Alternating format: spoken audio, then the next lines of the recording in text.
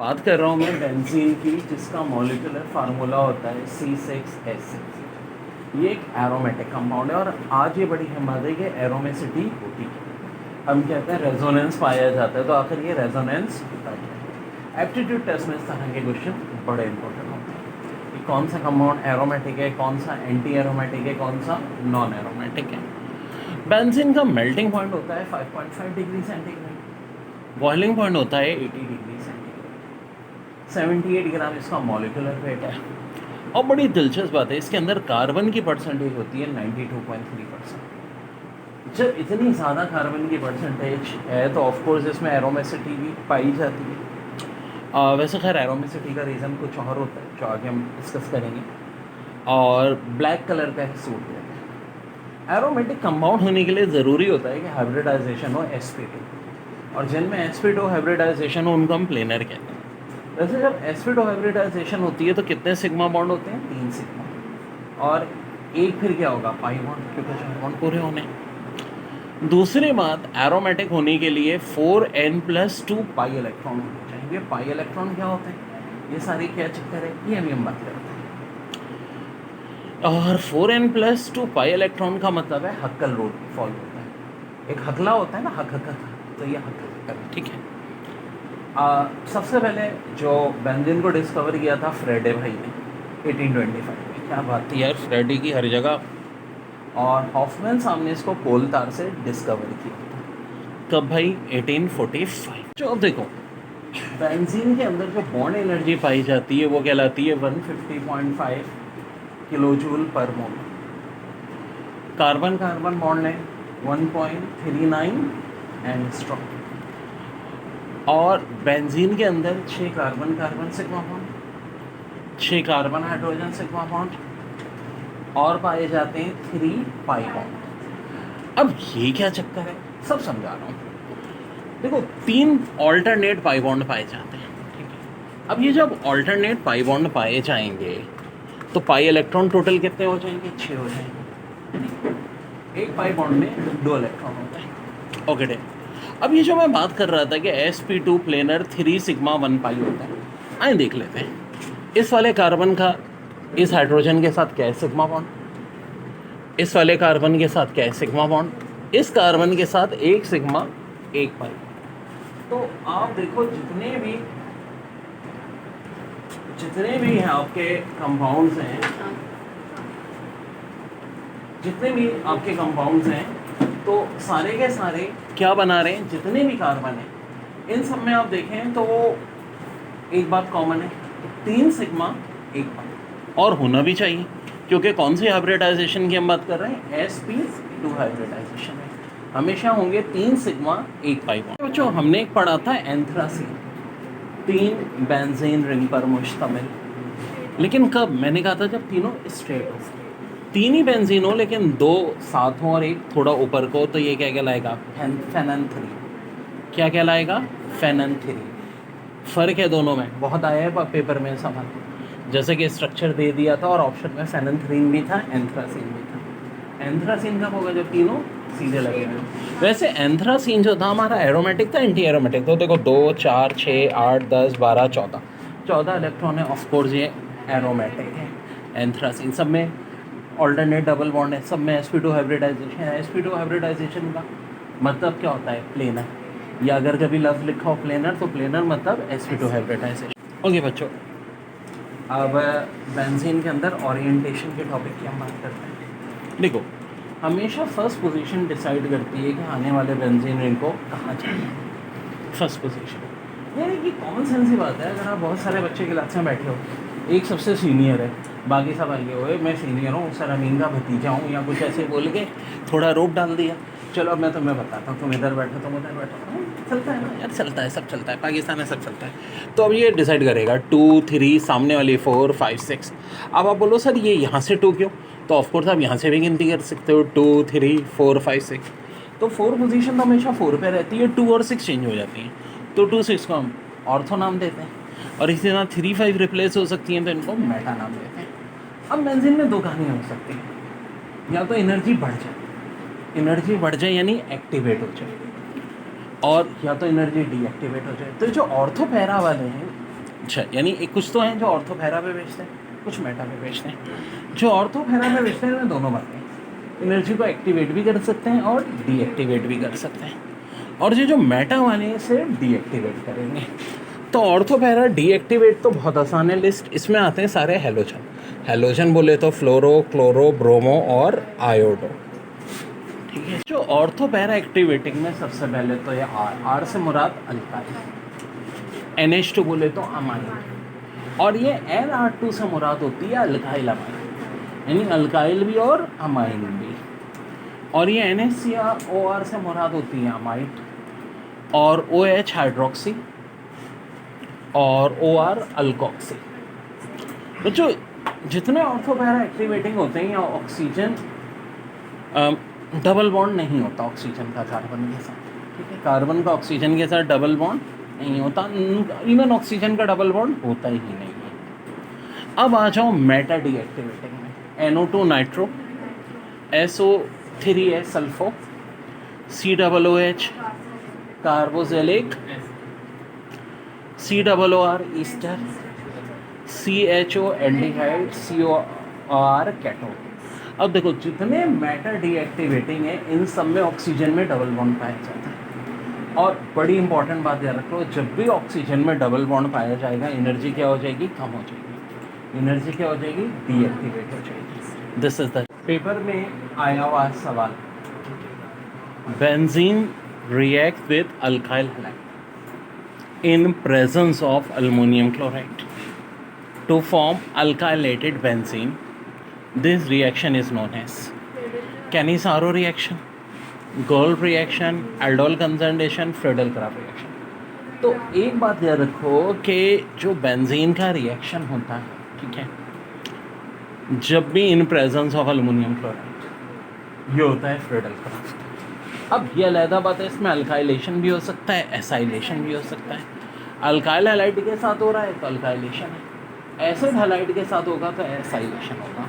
बस एक कंडीशन का फ़र्क होता है, अल्काइलेशन में रूम टेम्परेचर यूज़ होता है, एसाइलेशन में 80 डिग्री सेंटीग्रेड यूज़ होता है। अब बेंजीन में जो रिएक्शन होता है ये कहलाता है इलेक्ट्रोफिलिक। अब एक बड़े काम की बात है, ऑर्गेनिक केमिस्ट्री में 4 रिएक्शन होते हैं, एडिशन, एलिमिनेशन, और तीसरे में एक न्यूक्लियोफिलिक सब्स्टिट्यूशन, एक इलेक्ट्रोफिलिक। इलेक्ट्रोफिलिक सब्स्टिट्यूशन यानी पॉजिटिव का अपने ज़्यादा पॉजिटिव से। तो बेंजीन में जब भी इलेक्ट्रोफिलिक सब्स्टिट्यूशन होगी, एक तरकीब मेरी याद रखना कि हमेशा ही H पॉजिटिव रिप्लेस होगा अपने से ज़्यादा पॉजिटिव से, और ये बाकी ग्रुप C6H5 ये बेंजाइल ये हमेशा नेगेटिव पार्ट होगा। और ये नेगेटिव पार्ट जो है हमारा ये अलग होगा, ठीक है, और इस नेगेटिव पार्ट के साथ हमें एक पॉजिटिव मिल जाएगा। अब रिएक्शन किससे होना है, R positive X negative. Alkyl halide में of course positive part alkyl होता है, तो पॉजिटिव पार्ट हमेशा C6H5 से मिलेगा, ठीक है। और C6H5 अगर नॉर्मल खाली क्या है CH3 है तो ऑफ कोर्स मिथाइल आ जाएगा यहाँ, और C6H5CH3 क्या कहलाता है, टॉलीन कहलाता है, ठीक है जी। MCQs आती किस तरह है, ये पूछने के बेंजीन में कितने कार्बन कार्बन सिग्मा बॉन्ड होते हैं, 6। कितने कार्बन हाइड्रोजन बॉन्ड होते हैं, 6। 3 पाई बॉन्ड होते हैं, और हर बेंजीन का जो कार्बन है वो 3 सिग्मा 1 पाई से फॉलो होता है। अच्छा, सिर्फ बेंजीन ही नहीं, हर वो कंपाउंड जिसमें sp2 हाइब्रिडाइजेशन होगी 3 सिग्मा 1 पाई होंगे। sp3 हाइब्रिडाइजेशन में क्या होते हैं, चारों सिग्मा बॉन्ड। याद रखो, अगर कहीं sp3 हाइब्रिडाइजेशन होगी तो कोई पाई बॉन्ड नहीं होगा, और जहाँ पर sp हाइब्रिडाइजेशन होगी तो 2 sigma 2 pi bond. Very very important MCQs, ठीक है, सब पास पेपर में कैसे होती है बता देता हूँ। सबसे तो आसान हल होता है बिटुमिनस कोल, जो हमारा कोयला होता है। बेंजीन की प्रिपरेशन की बात कर रहे हैं, 1000 kg बिटुमिनस कोल लेते हैं, ठीक है मेरे भाई, तो 50 kg कोल तैयार बनता है और 1 kg बेंजीन बनता है। तो न्यूमेरिकल भी आ जाता है कि 5000 अगर कोल होगा तो कितना बेंजीन बनेगा भाई, 5 kg बन जाएगा। अच्छा, अब देखें, पहले कोल तार आता है, कोल तार मिक्सचर होता है बहुत सारा सब्सटेंस का, तो इसकी फ्रैक्शनल डिस्टिलेशन करते हैं। कोल तार हो, पेट्रोलियम हो, बिटुमिनस एसेस हो, दे आर द मिक्सचर। एक और बड़ा सिंपल तरीका होता है नॉर्मल हेक्सेन से हासिल करना। पेट्रोल C6H6 हमें बेंजीन मिल जाता है। अब नॉर्मल हेप्टेन से जब हासिल करते हैं तो देखिए हमें डायरेक्ट बेंजीन नहीं मिलता, पहले टॉलिन मिलता है, फिर टॉलिन को कोबाल्ट और मोलिब्डेनियम कैटलिस्ट के साथ मिलाएं 580 से 760 डिग्री तो बेंजीन बनता है। और ये होता है अल्काइन इथाइन, इसको ऑर्गेनोनिकल कैटलिस्ट के साथ रिएक्ट करें तो बेंजीन बनता है। फिनोल को जिंक के साथ रिएक्ट करें तो बेंजीन और जिंक ऑक्साइड बनता है। हाँ, तो ये देख लें सोडियम बेंजोएट में NaOH मिलाएं तो बेंजीन और Na2CO3 बनता है। बात कर रहे हैं प्रॉपर्टीज बेंजीन की। देखो इसमें सबसे पहले हम बात कर रहे हैं बेंजीन का स्ट्रक्चर होता क्या है। C6H6 ऑर्गेनिक केमिस्ट्री में 4 टाइप के रिएक्शन होते हैं, ठीक है जी। Addition, elimination, nucleophilic substitution, electrophilic substitution. अब बेंजीन में से कार्बन तो रिप्लेस हो ही नहीं सकता। मैकेनिज्म क्या होता है ज़रा ये समझो, बड़ा कॉन्सेप्चुअल है। C6H5 नेगेटिव अलग होता है, H पॉजिटिव अलग होता है। तो पॉजिटिव का अपने ज़्यादा पॉजिटिव से रिप्लेस होना इलेक्ट्रोफिलिक सब्स्टिट्यूशन कहलाता है। अब बेंजीन के अंदर क्या होते हैं, इलेक्ट्रोफिलिक सब्स्टिट्यूशन रिएक्शन ही होते हैं। जैसे कि सबसे पहले हम बात कर लें हैलोजनेशन। ज़रूरी नहीं Cl2 Br2 भी हो, यहाँ Br2 होगा तो यहाँ भी Fe3 होगा। जब हम करते हैं तो बात क्या होती है, देखो C6H5 तो आएगा। Cl के 2 पार्ट होते हैं, एक पॉजिटिव एक नेगेटिव। नेगेटिव पार्ट ये H के साथ मिल जाएगा, जो पॉजिटिव पार्ट है वो ये C6H5 के साथ मिल जाएगा। तो इसको तो याद रखने की एक ट्रिक बना लो कि C6H पॉजिटिव के साथ हमेशा आएगा क्या आपका पॉजिटिव पार्ट, और जो नेगेटिव पार्ट होगा स्ट्रक्चर का वो हमेशा किसके साथ चला जाएगा, हाइड्रोजन के साथ। अब अगर आप करते हो नाइट्रेशन HNO3, किसकी मौजूदगी में करोगे, सल्फ्यूरिक एसिड कैटलिस्ट। तो देखो NO2 अलग होगा, OH नेगेटिव अलग होगा, NO2 पॉजिटिव होगा, OH नेगेटिव होगा। NO2 को C6H5 के साथ मिलाते हैं C6H5HNO2, और OH नेगेटिव को H के साथ मिलाते हैं H2O, ठीक है जी।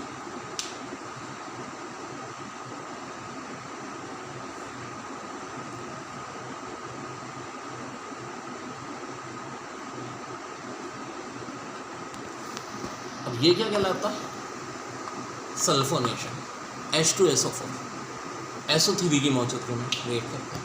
तो देखो एक पार्ट तो SO3H होगा, एक OH नेगेटिव होगा जो कि किसके साथ मिल जाएगा, H के साथ, तो ये बन जाएगा वाटर। इसी तरह एक होता है फ्रीडल क्राफ्ट अल्काइलेशन, एक होता है फ्रीडल क्राफ्ट एसाइलेशन। फर्क क्या है बता रहा हूँ।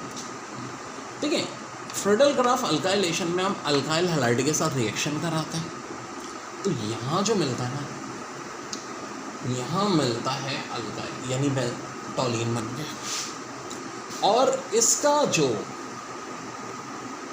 Cl नेगेटिव है ये H के साथ मिलेगा, ध्यान में रखें, इसको काइंडली क्रैक कर लिया HCl। अब MCQs कैसे आएंगे, आपसे पूछेंगे फ्रीडल क्राफ्ट अल्काइलेशन में प्रोडक्ट क्या होगी जी, टॉलिन होगी, बाय प्रोडक्ट क्या होगी, हाइड्रोजन हैलाइड होगी, कैटलिस्ट क्या होगा, AlCl3 होगा। ये तो गया Friedel craft alkylation. Friedel Crafts acylation क्या होता है, देखो एक अल्काइल ग्रुप हुआ, कार्बन ऑक्सीजन डबल बॉन्ड या हैलोजन, अब जब बेंजीन इसके साथ मिलेगा C6H5 तो ये बेंजीन इधर आ जाएगा, और ये हमारा जो एसाइल ग्रुप है ये अलग हो जाएगा HCl।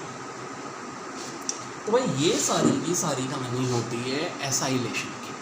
अब एसाइलेशन में और अल्काइलेशन में फ़र्क क्या है, अल्काइलेशन रूम टेम्परेचर पे होती है, एसाइलेशन कम से कम 80 डिग्री पे होती है। यहाँ बनेगा क्या, ज़रा इसको भी करेक्ट कर लीजिए। ये कार्बन ऑक्सीजन डबल बॉन्ड और CH3, ठीक है जी, और HCl बाय प्रोडक्ट, ये प्रोडक्ट कहलाती है एसिडोफेनॉल, जो हमारे पास कितने परसेंट प्योर होता है, 97% प्योर होता है बच्चों। तो बहुत इम्पोर्टेंट बात हो गई एसिडोफेनॉल की भी, और बच्चों बहुत इम्पोर्टेंट कॉन्सेप्चुअल टॉपिक है ये, ठीक है जी, बहुत इंपॉर्टेंट टॉपिक है, इससे बहुत MCQs आएंगी, ध्यान में रखना, इस टॉपिक को नज़रअंदाज नहीं करना। दो बेंजीन मिल जाएं तो ये कहलाता है नेफ्थेलीन, लेकिन बेंजीन जब होगा ना तो ये सर्कल ज़रूर होगा। अगर ये सर्कुलर रिंग नहीं है तो साला बेंजीन नहीं है, इसे साइक्लोहेक्सेन है। तीन स्ट्रेट मिल रहे हैं तो एंथ्रासीन। और ज़रा फ़र्क देख लें, दो स्ट्रेट हैं, एक ऊपर है तो पेनन्थेरीन, पेनन्थेरीन, पेनन्थेरीन, ठीक है जी, ये पेनन्थेरीन, एंथ्रासीन, नेफ्थेलीन। अब एक चीज़ कहलाती है हमारा एनोलीन नंबर। ये आखिर क्या होता है? बेंजीन में मैंने कहा एरोमेटिक करैक्टर होगा, और एरोमेटिक करैक्टर जब होता है तो फॉलो होता है 4n+2 पाई, यानी हकल रूल्स। अब ये चक्कर क्या है बताता हूँ। एन से मुराद नंबर ऑफ बेंजीन। अगर एक बेंजीन है, इनकी या 1 रखेंगे, 4 1 4, 4+2, ज़ाहिर है बेंजीन में 6 पाई इलेक्ट्रॉन होते हैं।